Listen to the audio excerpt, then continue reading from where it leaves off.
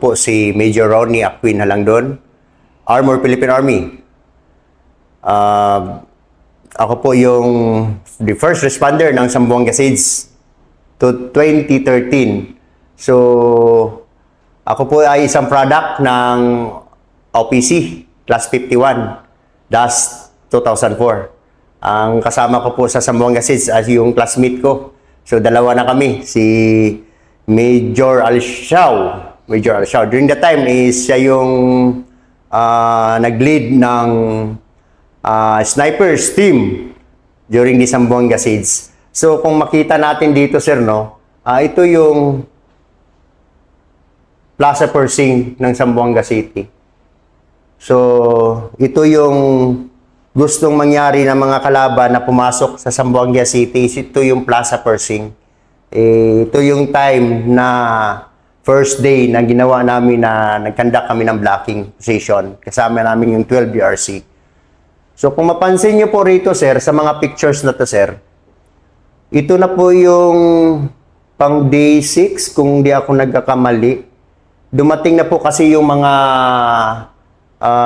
ibang vehicles namin, sir, na galing sa 4th Mechanized Infantry Battalion under Colonel Ibon. Then nagpadala sila ng 10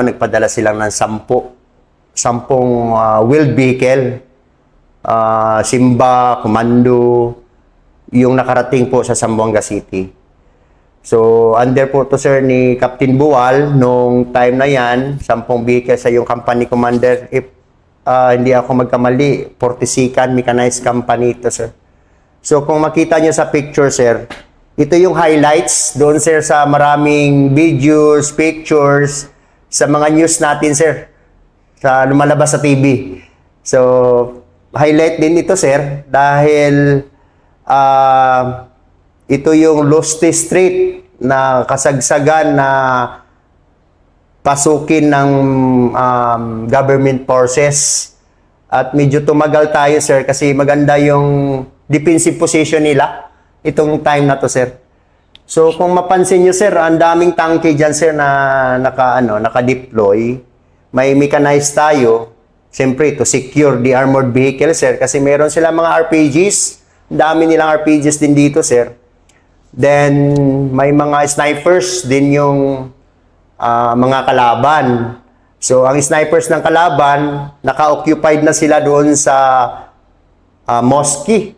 Sa mosque, which is the pinaka-highest defensive position ng snipers. So, yung classmate ko, lumapit sa akin, Bok, saan ba tayo pwedeng makapag-counter? Sabi ko, Bok, dito sa taas ng may building doon, sir, hindi ko na matandaan. Bok, mayroon ditong daanan. Dito kayo dumaan sa likod. So, inoccupied ng classmate ko yun, sir. Si Major Alciao. Then meron din akong pina-occupied sa kanya. Sabi ko, Bok, malayo-layo to. Kaya ba ng barit mo to? Kaya yan, Bok. Sabi niya sa akin. Sige, puntahan natin. Puntahan natin yung building. So, pinuntahan din namin yung second to the highest building na makapag-conduct sila ng ng counter-sniper. Kasi nakadeploy na po yung mga kalaban, sir. Doon pa sa mosque. So, ikaw yung welcoming party talaga ni Blas pala. Ikaw yung taga-welcome. Ako ang ako ang tour guide. Yes, sir. Ako ang tour guide kasi taga Zamboanga ako, sir. Taga Zamboanga rin po. Alam mo. Opo, sir. So, dinala ko sa doon, sir. Siya na po yung nag-deploy ng mga niya, sir. Mga tropa. Kasi marami siyang snipers team na dala-dala din doon that time, sir. So, ito na, sir. Simula ng ng pagpasok sa Lost 3. So, pinasok namin to, sir, ng 4 lang pala, sir. 4 na Simba fighting vehicles. Then yung naka-front ko doon, sir, na isang vehicles. Ito yung Scorpion namin. Pero wala rito, sir. Ito yung Scorpion tank namin na binabansagan na Mayun. Wala rito, sir, yung Scorpion. Ang ginawa ko dito, sir, binigay sa akin ni Batcom ko yung sir.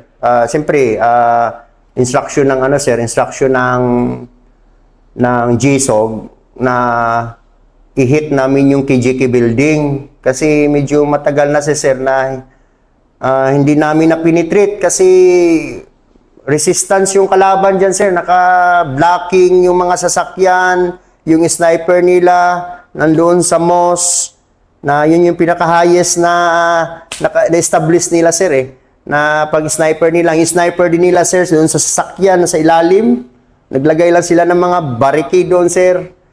Tapos nandoon, may sniper sa, akala mo, sa taas lahat ay sniper. Meron din nasa sa baba pala. sir. Yes, sir. Din naka-occupy din sa mga buildings, sa mga bahayan. Hindi naman kasing taas ng building, sir. Mga second story lang. So, ang dami po nilang sniper. So, ito, sir, bakit po rin kami nakapag-penetrate dyan, sir? Kasi naka-counter. Naka-counter na ni Major Alciao yung sniper nila. So, ako, inoccupied ko, sir, yung area na yan, yung Los Tres Street. Lumating din kasi yung ano, sir, yung Scorpion tank na yon, yung Mayon. So, ang ginawa ko dyan, sir, nilead ko yung Scorpion, which is 75mm weapon kayo naka-ano doon, sir, naka-mount. So, ang purpose ko doon, sir, is to hit the building na inoccupied nila kasi hindi makapag-maneuver po yung 7LRC. I think 7 SRC o SRC. SRC ni 7 SRC at saka first, second company ng LRC. May dumating din, sir. Kasi nung starting 6 day kasi andyan na yung LRC at saka first SRB, di ba? So may puwersa na talaga kayo na yes, sir. Kasi yung first 5 days wala talaga kayong ano. So ito na yon, yung andyan na rin yung mistamong super sniper na ito na. Yes, sir. So kumbaga game is on na. Parang game ganun. is on na to, sir. Opo. Wala nang ano to, sir. Wala nang tawag nito. Wala nang tigil yung putukan maliban lang pag kakain, matutulog, ganun po. So, ituloy ko yung kwento ko nito, sir. Dineploy na kami dyan, sir, ng BATCOM namin. Dinalhan ng 4 na wheel, then isang Scorpion tank. So, nag-start yun, sir, kasi hindi kami makapasok-pasok, sir. Itong area na to, nandito pa lang kami, sir, sa junction. Junction to, sir, eh. Ini-snipe na kami. Ini-snipe na kami. Kaya ang ginagawa dito ng armored vehicle, sir, kina-counter sila, pero tutuloy-tuloy yung vehicle, hindi talaga sustain. Then later part nito, sir, nakapasok kami. Nakapasok na kami niyan, sir. Pinaputukan ko, sir, ng ano, ng pinaputukan ko ng 76 yung Scorpion tank na Mayon. Then yung support by fire yung dalawang simba ko. Kasi ano to eh, maikli lang yung daan pero kaya kong i-occupied. Pinauna ko lang po yung sir, yung Scorpion. Dalawang simba na support by fire siya. Then yung dalawa ko, sir, meron pang isa, dalawa sa likod, reserve, yung pangatlo ko na, nasa likod ng support by fire, ito yung naghahanap, sir, ng target. Yes, sir. Ito yung naghahanap ng target, sir, na ano, na kung may sniper doon sa mga buildings.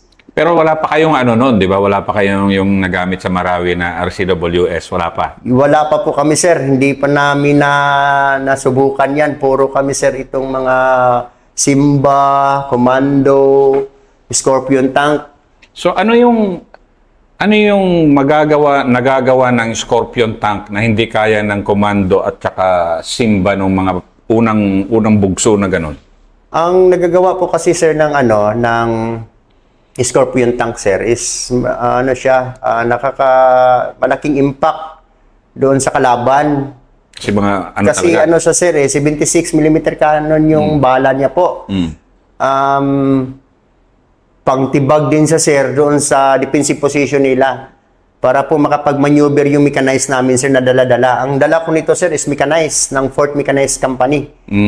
Kasi gaya sa nabanggit ko kanina, sir, squadron unit kami. Ang nandoon lang sa vehicle, driver, gunner, at saka radio operator, then officer lead, doon sa operations na yan. So, malaking impact sir yung 76 kasi po sir, yayanigin talaga sila. Even doon sa building o doon sa KGK building na yan sir, yun yung pantibag doon sa defensive position nila sir para po makapag-maneuver yung mga Rangers sir na kasama namin. So, siyempre sir, ang kalaban is sustain sila doon sa defensive position. Pag nakita nila, puta, binabasag na yung defensive position natin. Atras sila. So, doon na sir, makapasok na po yung mga mechanized namin sir at saka lalong-lalo yung Ranger. LRC, SRC, under kay Major Linarisas. Parang kapitan pa siya that Kapitan time. pa siya nun? Oh, yes sir. So, yun yung mga unang bugso talaga yung unang paso, 'di ba na pero andyan na lahat at nakaporma na rin lahat yung LRC, SRC noon, yung mga unang mga ganyan 6 to 7 days. Ano na? Yes sir. Full blast na. Yes, Full blast sir. na. Naka-deploy na itong mga tropa na ng government side, sir. May kasama na kaming Marines. Ganun. Parang 2 batalyon. Nandoon na po yung 1 batalyon ng Ranger, kay Sir Pangpog ata yun, sir. Sir Pangpog. Isang batalyon din ata ni Sir Llamas, Lieutenant Colonel Llamas or Colonel Llamas na yun sa sir. Dumating din yung ibang unit, sir, nandyan. Hindi ko na matandaan at medyo dumami na kami nun, sir. So, itong portion na to, sir, after ng Lost Street, escalate na po, sir, yung putukan. Yun na. Yes, Ito na yung after mga 7 days na ba yan? Yun na yung ganun, 7, pataas na po yan, sir. Pataas na. So, yung engagement, sir, is lahat na tropa na dineploy doon sa mga kanya-kanyang barangays, sir, na-engage na rin. Na-engage na kasi nakapag-conduct na kami, sir, ng defensive, sir. Lahat din na yung government forces naka-deploy na, sir. So, ang nangyari, sir, parang na-corner na sila, napaikutan na. Yes, sir. Anong area na sila nakakonsentrate at that time? Doon na sila, sir, sa Lost Street, Santa Barbara, Santa Catalina. May isang village doon, sir, na hindi ko na matandaan. Din hindi na sila makaka-withdraw kasi nandoon yung Navy. Naka-deploy na rin sa dagat yung Navy. So parang nangyari sa Marawi na nakulong na talagang gano'n. Yes, sir. Kailangan na lang, kumbaga, i-flush out through mechanized infantry operations pa rin. Yes, sir. Mechanized. So, si Mistamo Blas noon, ano naman ang trabaho ng Mistamo na noon? Yun, sir. Tuloy-tuloy yung mista ko, sir. Kasi yung issued nga nila na bala, sir, naubusan na siya. Sa kadami na yung pinutok. Ganun ba? Yes, sir. Sa kadaming pinutok ng classmate ko. Bok, wala na akong bala. Sabi ko, konti na rin yun sa akin, pero may parating ako. Sige, bigyan kita muna ng magagamit mo lang. Then, balikan mo lang ako pagdating. Ayun, sir, binalikan din naman niya ako ng hiniram niya na bala. Naubusan din sa sir. Sa kadami niyang pinutok. Oo. Kasi grabe yung classmate ko, sir. Nagsama rin kami sa Basilan. Ganon talaga. Puro sniping yung ginagawa niya doon. Din dumating kami rito, sir. Siyempre, yung high moral ko bilang classmate. Siyempre, before nag-start ang Zamboanga Siege, known na talaga yung classmate ko sa Basilan, sa Bagindaan, Lamitan. Ganon po yung classmate ko, sir. So, yun yung sir, naging nangyari dito sa operations na to. Dumating na doon sa portion na doon na sa may village doon, di ko matandaan kung Santa Catalina ba yun. Ayun, sir, engaged din yung ko doon. Yung 4 ko na vehicle, pang-6 po yung under kay Captain Iskandor. So, putukan na rin doon, sir. Na to. Yes. So, ito na yung heavy fighting. Nagsimula nung second week talaga, mga Yes, sir. day 6 to So, anong hindi mo 5 makalimutan? or 6 days upwards na yan, sir. Tuloy-tuloy na. Tuloy-tuloy na po yan, sir. So, ano yung mga sa second week, malakas pa yung kalaban, andyan na lahat yung all-star cast na tropa, andyan kayo na taga-suporta na nila. Ano yung mga hindi mo makalimutan dyan sa second week na yan? Ang hindi ko makalimutan dito sa second week, sir, yung pumunta ako doon sa After nito, sir, pumunta ako doon sa tropa kasi during that time, ako lang po yung officer, sir, sa company. Kasi nagkulang kami ng company commanders at saka XO, nagkulang din kami ng platoon leader. Ako yung one officer lead by my company. So ito Pero na. I'm happy, sir, kasi yung mga tropa ko sa squadron, sir, malalakas ang loob, mga former, na kasi to, sir. Bagito na, sir, sa mga operations ng Basilan, kung ano yung time ng Basilan. Yung iba nanggaling sa Maguindanao. Opo. Pero first time nyo sa urban combat. First time ko po talaga to, sir.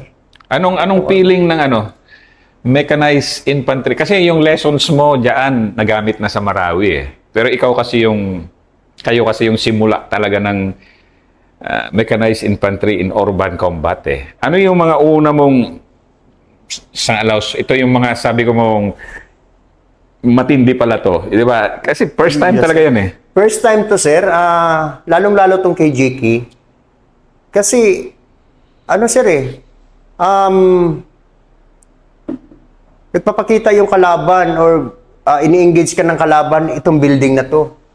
Din, nung makuha mo na yung building na to, nagtaka ka, nandoon na naman sa kabila. Yun pala, sir, meron sila mga butas. Kumbaga yun, sir, ganito. I don't think so kung Marawi yan, sir. Marawi yan. Yes, sir. Yan siya is, tibag na po yan, sir, ng ng 105 ng artillery. Siyempre, hindi magpapatalo dyan, sir, yung Scorpion tank ng Mechanized Division. Yan, sir. So, hindi po yan, sir, ma-occupied ng government side natin, sir. Kung wala po yung mechanized. Lalong-lalo yung tank, sir, na Scorpion. Kasi 76 cannon yun, sir, eh. Artillery. Kasi direct hit na yan, sir, eh. Hindi yan sa matitibag, hindi makapag-maneuver. Kasi pag nabasag nila yan, doon na yung penetration ng government side natin. Ito, sir. Scorpion tank ba to? Oo. Parang Scorpion siya. Ito, sir. Ito. Explain mo nga paano mo nagamit ng todo yung Scorpion tank sa kasi hindi na nagamit yan sa Marawi. Pero sa Zamboanga, gamit na gamit mo. Yes, sir. Paano mo ginamit? Paano mo gamit na gamit ang Scorpion ng mga second week na yan? Gamit na gamit to, sir. Lalong-lalo na itong kay Jiki, sir. Ito yung pinaka defensive position ng kalaban. Gamit na gamit siya, sir, in the sense na yung impact niya sa building ng KGK, babasagin niya po yung talaga, sir, yung building. Yung may portion na babasagin niya, doon na makapag-penetrate po yung government forces natin, lalong-lalo yung RRC, LRC, SRC, yung mga Rangers po, sir. Yun yung makapag-maneuver sila, sir. Kasi mahit nila yung target. Kasi bagong tactics pa yun noon. Hindi pa alam hindi pa alam ano ibig sabihin ng rat hole ng mga unang panahon na yun, di ba? Sa Marawi kasi, na yan eh. Opo. Pero Opo, kayo nagsimula niyan eh. Yes, sir. Ito kasi, sir, ang simula, yung 76 doon sa KGK para mabasag namin yung building, para makapag-penetrate yung namin, sir, yung Simba Commando. Yun yung naka-mount yan is caliber 50. So, kaya ng pasukan ng caliber 50. So, pagpapasok naman yan sa building, yung bala dyan, sir, mag-ricochet naman yan. So, kung kahit nandoon yung kalaban, nagtitake ng cover, matatamaan din siya. Pasukan mo siya ng pasukan doon ng caliber 50, matatamaan sila sa loob. Sige, ituro mo nga saan yung dyan sa komando, saan yung caliber 50 niya. Ito, sir, is Simba Fighting Vehicle. Sir, ito yung caliber 50. Caliber 50 niya. Kung makikita nyo doon, sir, mas klaro, nandoon sa kabila, ito po yung caliber 50 ng Simba Fighting Vehicle. Which is smaller talaga kaysa maliit kaysa Scorpion. Malaki to, sir. Ang bala nito, sir, is ganito kahaba. Sumunod siya sa sa 105. So, ibig sabihin parang ito pala yung Scorpion, ang Lethal Scorpion na naging secret weapon mo ng Zamboanga Siege pala. Yes, sir. Ito talaga, sir, yung secret weapon ko. kung ibalik natin doon sa kwento kanina, sir, yun yung naka-deploy sa harap. Sumunod yung dalawang simba na to, sir. To support by fire doon sa makikitang kalaban, din yung nasa likod ko na dalawang seksyon, yun yung pang counter sniping ng kalaban. Maliban doon, yung super sniper kong classmate, naka-take ng advantage na doon sa mga buildings, highest buildings doon, sir. Naka-counter na nila, kaya nakapasok po kami. Kung hindi rin dahil sa classmate ko sa Major Alsiao, mahirap, marami ring maging casualties na tropa na mechanized or ranger. Kasi, sir, that time is, marami pong natatamaan din kasi, sir, ng mga tropa natin, sir. So, yung second week, may mga casualties na? Yes, sir. Meron na, sir. Meron na. Meron. And then, pero bumabagbag, buti may Scorpion kang dala, bumabagbag ka na bumabagbag doon sa main ano talaga nila na. Yes, sir. Oh, yes, sir. Yung KJK na yan, KJK, sir. oh. Nakuha namin yung KJK, sir. Sa tulong ng Scorpion, yun. Yung Scorpion na yan, galing yan sa 1st Mechanized Battalion. Sa Maguindanao pa po yan, sir. Isinakay yan ng C-130 at dinala doon sa Zamboanga. Then, yun, sir, yung apat ko, isang platon na yan. Apat kasi, sir, isang platon na simba, din may reserve pa na dalawa. If just in case na may mga masira o magka-trouble, sir, doon sa gun. So, may mga nagra-ruptured kasi, sir. So, atras yan, sir. Pasok. So, high moral. Ako bilang commander ng armor, nandoon yung commander ko sa likod, sir. Nandoon po. Nagsusupervise siya. Din pumupunta siya doon sa pumupunta siya sa harap doon sa engagement. Pumupunta siya. Nagbibigay siya ng instruction. Ronnie, ganito. Yes, sir. So, to secure the commander din naman, balik siya doon sa safety na area. Tatawag din naman siya. Kasi, sir, may radyo si commander ko, sir, si Colonel Vinagracia that time. Pero gusto niyang makita talaga yung location talaga kung saan pumisto yung mga kalaban.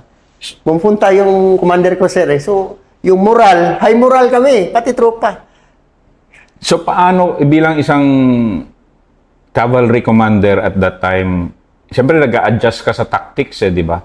As much as LRC, SRCs, nag-a-adjustan kayo kasi first time nga, di ba? So, ano yung mga hirap nyo noon, yung second week na yan na, yung nga, may casualties na, bagbagan na, pero bagong team lang kayo noon di ba? Ang dami kasing kwento na yung gamit yung mga bakal mo pag forward, pagkuha ng mga casualty, di ba? Yun yung panahon, yung second week, adjust pa kayo, di ba, na ano?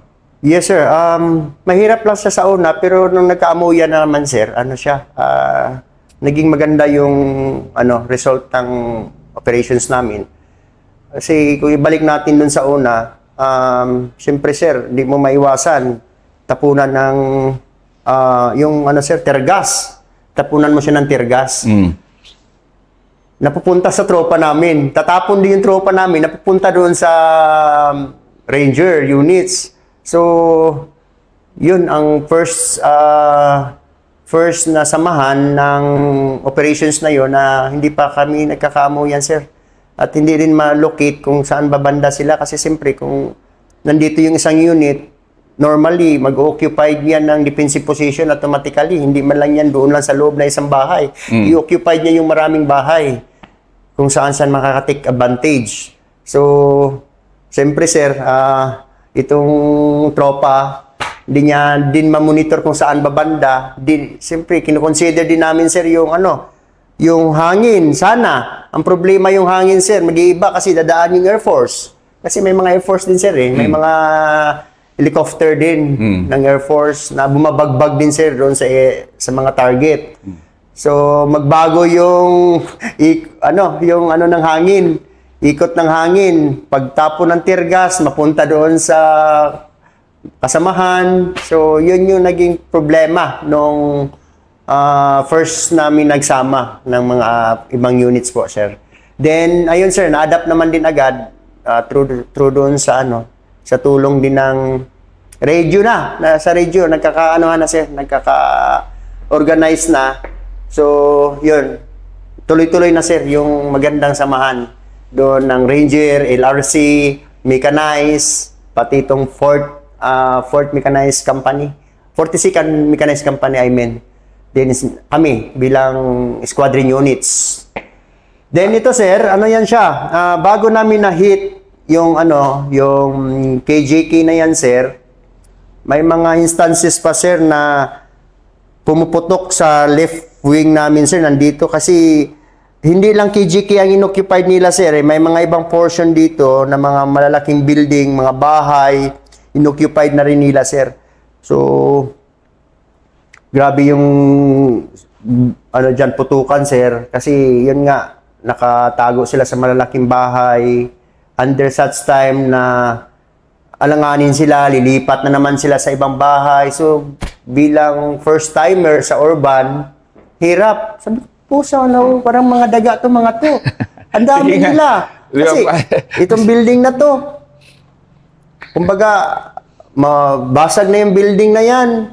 Nandoon naman sila sa kabilang building hanggang nalaman namin na bumubutas pala sila, bumubutas parang daga. So, nilipat-lipat lang po sila, sir. Paano ka nag-a-adjust doon sa tactics nilang ganun noon? Kasi first time din nila na urban combat, pero ang mabibilis yung mga MN noon na gumawa ng sarili nilang butas-butas, di ba? So, at one time ba doon sa second week, medyo nadehado ka ba na tinira ka ba ng RPG o hindi? Kumbaga okay ka, walang problema. Sa part nito sir, walang RPG na nakapag sa amin sir. Nakapagpakita. Kasi yan nga sir, ang ginawa namin, yung Scorpion tank ko, yun yung bumabagbag. And then, meron akong support by fire na 2 simba, nasa likod lang ng Scorpion. Meron akong reserve nandun sa yun yung magpapalitan if just in case na masisira po yung yung magka-problema sa sir sa 50 caliber. So tuloy-tuloy po yun sir hanggang na-hit namin yung yung KGK building sa tulong din ni unang-una si Major Alciao na bilang super sniper. Yun yung Malaad class super sniper. Sikat na sikat tong classmate ko. Pangalawa, itong SRC under kay Major Linarisas, Captain Linarisas pa that time. Then may dalawang kami. May dalawang naka-attach sa amin doon sir is 2 LRC. Under Captain Mirador pa yon yung LRC, maalala ko. Captain Edwin. Oh, yes sir. Na-nominate siya for Baylor kaya... Yes, sir. Mahirap sa side ko yun, sir, kasi yun nga, nasa loob ako ng tangke. Gusto kong umakyat pa ng building to determine kung saan nakalocate yung kalaban. Sabi ko kay Captain Linarisas, Captain Mirador pa noon, Bok, nasa taas ka man, ikaw nakuha na namin to, sir, KGK. Na-occupied na ng LRC under Captain Mirador. Bok, saan yung kalaban? At para makita namin, ma-hit namin ito, ma-deployan ko ng armored vehicle. Sabi niya, Bok, akyat ka sa taas. So, makyat ako sir sa taas ng KGK. So, yun, ini-snipe kami. Kasi sa kabilang, magkatabi-tabing building lang sir. Takbo kami yun sir, tatakbo kami paakyat. Take ng COVID, takbo. Nung na-hit ko yung taas, sabi ni Captain Mirador pa nung time na yun sir ng LRC, Bok, yun yung mga target. Nandyan yung mga kalaban natin. Sige, bababa ako. At para mabigyan ko ng instructions yung mga crew and the gunners. Driver, and lalong-lalo yung gunner kung saan yung sector of fire. So, ang ginawa ko doon, sir, 4 man yun na vehicle, yung 2 nasa likod, ready reserve po yun, sir. If just in case na may papalya doon sa caliber 50, re-replace agad. Para sustain talaga yung namin, yung 4 na vehicle. So, ang ginawa ko doon, sir, ito yung target na building na kakanain namin. Then, magmamaneuver yung kay Sir Linarisas. Nakadeploy na kasi yung kay Sir Linarisas that time din doon sa area na yan, binabagbaga namin. So, nagliparan na yung sir, nagliparan na po yung ang ginawa ni Sir Linarisas at saka ni Captain Mirador. Yung effective yung sir effective yung 2 o 3. rifle grenade. Rifle grenade, ano pa tong isa? Itong yung isa sir, yung 203. M23. Kasi pag maraming puno, is requisite yung mga ibang sharpnel niya. Then yun sir, habang ako naman, babagbag ako sir itong building na to. Kumbaga, ipitin ko sila dito sa kabilang building, sa left portion ko, babagbagin ko yan, babagbagin ko rin dito para cornerin namin sa din sa gitna. So, cornerin namin sa gitna kasi parang daga na sila sir eh. Once na alanganin na sila sa isang position, lilipat sila. Lilipat siya. Hindi nila alam, nandito sa kabila yung LRC, nandito sa kabila yung SRC. Andiyan yung armor na bumabagbag. Kami bumabagbag, sir. Pero pasalamat ka talaga, dala mo Scorpion pala dahil Ang laking tulong din yan, tulong niya. Yes, sir. Kasi ang daming, sir ang daming portion na, daming area ng dito sa area ng Zamboanga Siege yung natulungan yung Scorpion na yan, sir. Malaking impact talaga, sir. Pag puputok yan, sir.